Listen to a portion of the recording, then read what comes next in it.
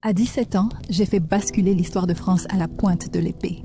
Je m'appelle Jeanne d'Arc et je suis née en janvier 1412 à Domrémy, un petit village de Lorraine encore fidèle au roi de France dans une époque tourmentée.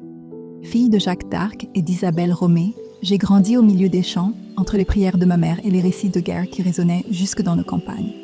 Très tôt, vers l'âge de 13 ans, des voix venues du ciel ont troublé ma quiétude d'enfant. Saint-Michel, Sainte Catherine et Sainte Marguerite m'ont parlé. Ils m'ont dit que j'avais une mission, sauver la France et faire sacrer le dauphin Charles à Reims. À 17 ans, après des années à garder mon secret, j'ai quitté Domrémy pour Vaucouleurs, convaincue que ma mission ne pouvait plus attendre. Là, j'ai supplié Robert de Baudricourt de me laisser rencontrer le dauphin. Il m'a prise pour une folle, mais ma détermination a eu raison de ses doutes. J'ai chevauché jusqu'à Chinon, déguisée en homme, traversant un royaume ravagé par la guerre et la peur. Lorsque j'ai vu Charles, je l'ai reconnu sans l'avoir jamais vu. Il a cru en moi, contre l'avis de ses conseillers. À Orléans, j'ai pris les armes, galvanisé les soldats et guidé les troupes vers une victoire éclatante. L'ennemi a reculé, le peuple s'est relevé. Puis, j'ai mené notre roi jusqu'à Reims. Le 17 juillet 1429, Charles a été sacré roi de France. J'étais à ses côtés, la bannière en main, le cœur en feu.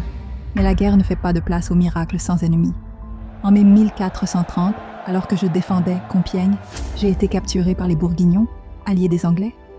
Ils m'ont vendu à mes ennemis, ceux-là même que j'avais combattus au nom de Dieu et de la France. Prisonnière à Rouen, j'ai subi un procès inique, mené par des hommes d'église qui avaient plus peur de ma foi que de mes armes. On m'a accusé d'hérésie, de porter des habits d'homme, de prétendre entendre des voix. Je n'ai jamais renié ma mission. Le 30 mai 1431, à 19 ans, j'ai été brûlée vive sur la place du Vieux Marché. Mon corps est parti en cendres, mais mon nom, lui, est resté. Je suis Jeanne, fille de paysan, messagère de Dieu, et je vis encore dans la mémoire d'un peuple que j'ai refusé d'abandonner.